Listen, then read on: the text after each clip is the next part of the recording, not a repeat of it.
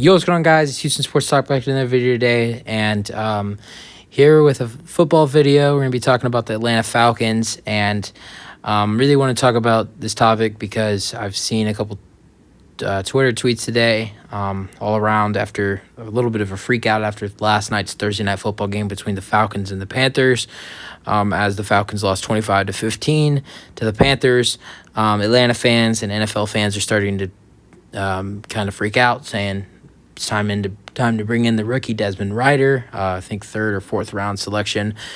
Kind of freaking out because of the way Mariota played yesterday, and we're going to be talking about if it's time to bring in Desmond Ridder. And for me, that answer is no. I mean, I think I watched a little bit of the Falcons preseason games this offseason.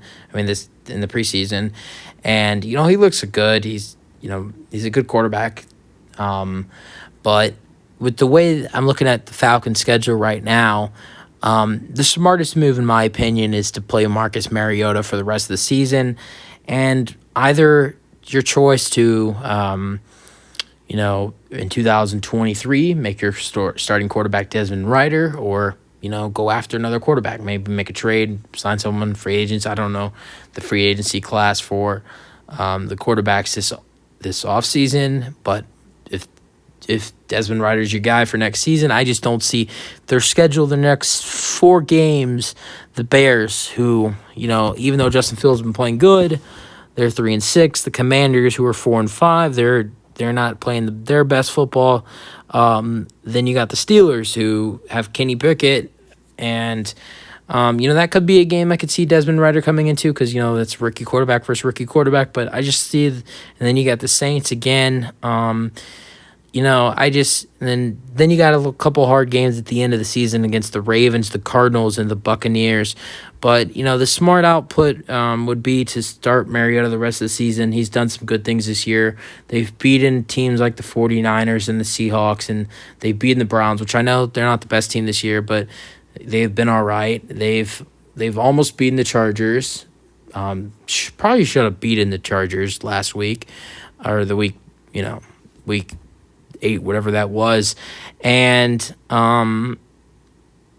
this is probably not the right time to put in the rookie. And I just think that, Mariota's been doing all right this season. He had an off game last night. He actually didn't look that bad. Was like 16 for 30 with 158 passing yards, 2 touchdown passes, and interception, and also led the team in rushing with 43 rushing yards. So, I mean, with their schedule, if they had a hard schedule the rest of the way, I would say, put in the rookie. But their division is so bad. The Saints, the Panthers, I know the Panthers beat them last night. They're 3-7 though. The Saints, I know the Saints have been doing up and down this season. They're 3-6, and then the Buccaneers are 4-5. So, I mean, the Falcons have a shot of going to the playoffs by winning the division this year. And, and if you put in the rookie, that's really throwing it away and giving Tampa the division win, because if you keep Mariota in, I'm not going to say they win their next 4 games, because I think it'd be hard. You have to have a special talented team to win 4 games in a row. But I would say out of those 4 next games between the Bears, the Commanders, the Steelers, the Saints, you at least win 3 out of 4. And then you're put in a hard position at the end of the season with the Ravens, the Cardinals, and the Bucs.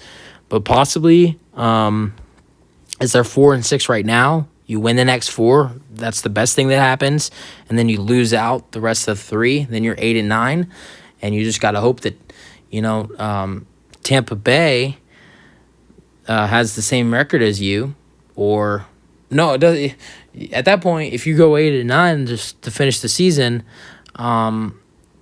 you need Tampa to be worse than you, because if Tampa and Atlanta were to be both 8-9, the tiebreaker would go to Tampa, because Tampa had beaten them twice. So I think right now for the Falcons, is the smart move is to go with Desmond Ridder. I mean, not Desmond Ridder, is Marcus Mariota. He's the veteran guy.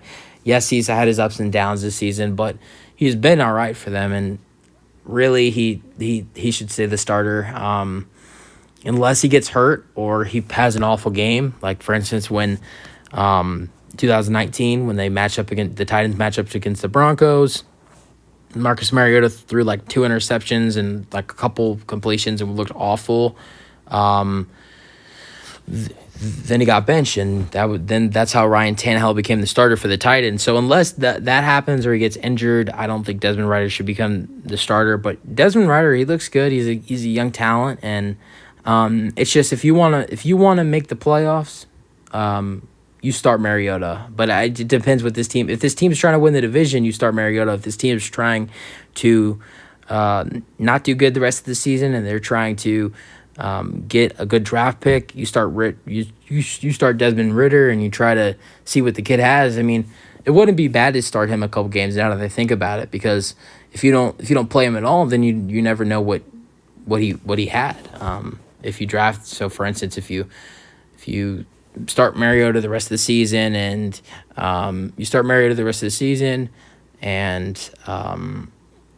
you go into the draft, you draft a quarterback, and then Desmond Ridder never plays, you never knew what he had. So I think eventually, at one point, Desmond Ridder should touch the field this season. I don't know when that is. Maybe at one point of those 3 games stretch where most likely the Falcons lose all 3 against the Cardinals, Bucks, and Ravens. Maybe somewhere in that stretch.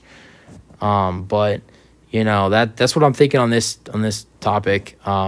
That for right now, Mariota is the guy, and he hasn't been doing that bad either. So that's it for the video, guys. Hope you guys enjoyed. Let me know what you think about the quarterback situation with Atlanta. I think for right now, Mariota is the guy, though. So that's it for the video. Hope you guys enjoyed. Let me know what you thought, and peace out.